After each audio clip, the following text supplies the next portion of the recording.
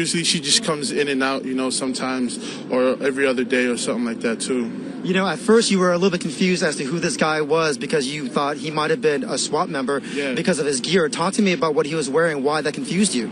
Well, the thing is that when I was running towards Pearl Street, I heard a gunshot right behind me, and the guy had an Under Armour and everything, like he looked like a SWAT member. So what really confused me is that I heard the shooting, and then I looked at him, and then I would expect him being a SWAT member, but obviously he wasn't, because he just took that lady down, and that lady was in pain, and he wasn't moving at all. So it kind of confused me, because if I would have been walking, I would be like, oh, okay, this is just a SWAT member, but I ran instead. And you thought he was a SWAT member because he had body armor on, but we heard from other witnesses that he was also wearing a helmet as well. Yeah, he was wearing a helmet, so he was full gear from head to toe.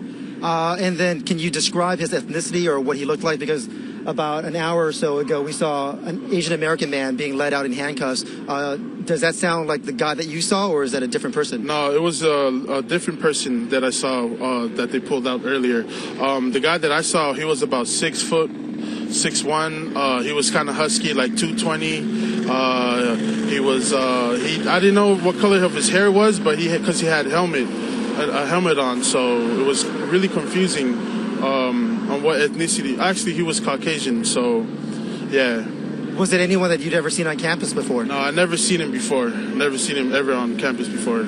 Certainly you were running, but can you describe the scene? Were other people screaming and running as well? The thing is that it was cleared. Everybody was cleared, so it was just me running towards Pearl, and then right when I got to Pearl, the lady that was right behind me in the trash can looking for cans, he took her down, and then pretty much that was it. I ducked and then I ran, and from there I just ran it, and I saw a couple of police officers running towards me, and then I told them that he was walking in the library. So that's from there, I guess they took him down. Literally 20 seconds later, I heard a couple gunshots, so I'm expecting that they took him out. You were able to run out of there. Do you think your life would have been much different had you not been able to get out so quickly? Yeah, it would have been different, because if I would have kept walking, I would have been walking with the lady, and obviously the guy ran into the lady and took her out. So I would have been out. I would have been on the ground with her. Okay, thank you so much for joining us.